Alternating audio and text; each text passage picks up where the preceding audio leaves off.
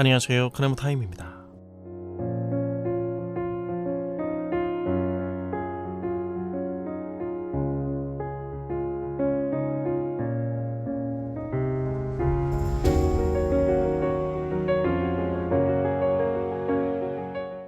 누가복음 18장의 이야기는 계속됩니다.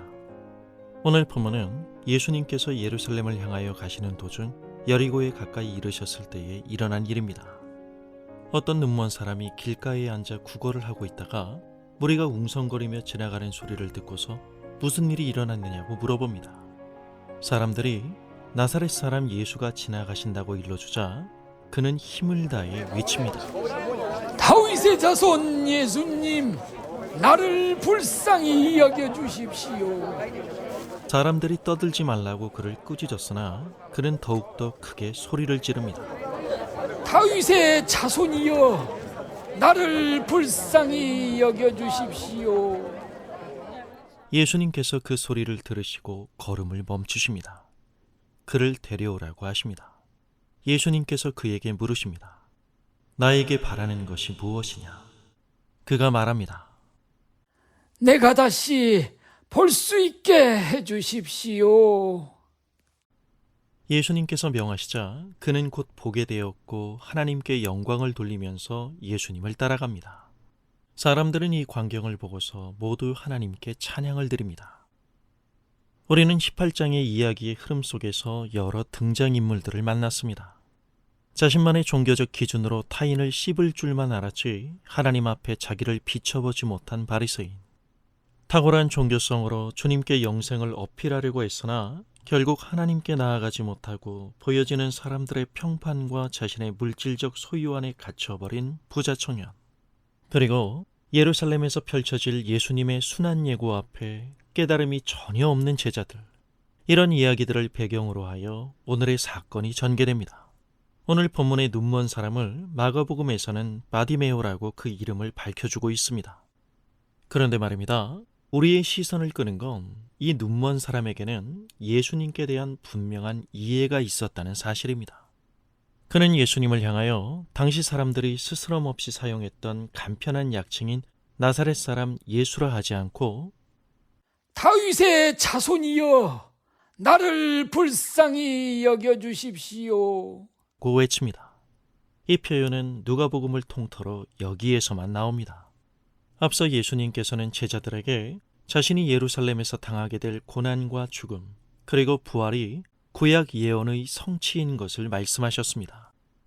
이 말씀을 예수님께 직접 듣고도 반응이 더딘 제자들과는 달리 이 눈먼 거리는 예수님을 다윗의 자손으로 부릅니다. 하나님께서는 이스라엘과 온 세상의 구원을 위해 다윗의 혈통에서 메시아를 일으키시겠다고 약속하셨습니다. 다윗의 자손이란 고백은 바로 구약의 이 약속을 붙드는 믿음을 보여주는 것입니다. 예수님에 대한 이런 그의 깊은 이해가 포기하지 않고 예수님께 부르짖은 믿음의 근거가 된 것입니다. 이 사실은 예수님이 눈먼 사람에게 하신 말씀에서도 확인됩니다. 눈을 떠라, 내 믿음이 너를 구원하였다. 볼 수 없는 자신의 눈앞은 여전히 컴컴했으나 다윗의 자손 예수님이 그의 내면의 눈에 들어온 것입니다. 영적 허공만 쏘다니며 뭘 보았다고 들었다고 하면서 알아듣지도 못하는 말로 마구 떠드는 신비주의가 아니라 성경 말씀에 근거한 예수님에 대한 이런 분명한 인식과 이해, 이걸 가리켜 영적인 눈이 열렸다고 말하는 것입니다.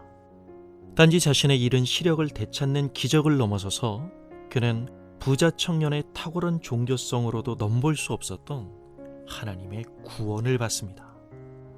사람들은 뛰어난 종교성과 소유의 차이가 차별의 근거라고 생각할지는 모르지만 그건 우리의 기준이지 하나님의 생각이 아닙니다. 메시아를 보내신 하나님의 마음은 아랑곳하지 않고 개인의 이해만이 활개치는 사람들의 기도 속에서 이 눈먼 사람은 하나님 앞에 나아가는 우리의 참된 자세가 어떠해야 하는지를 보여줍니다.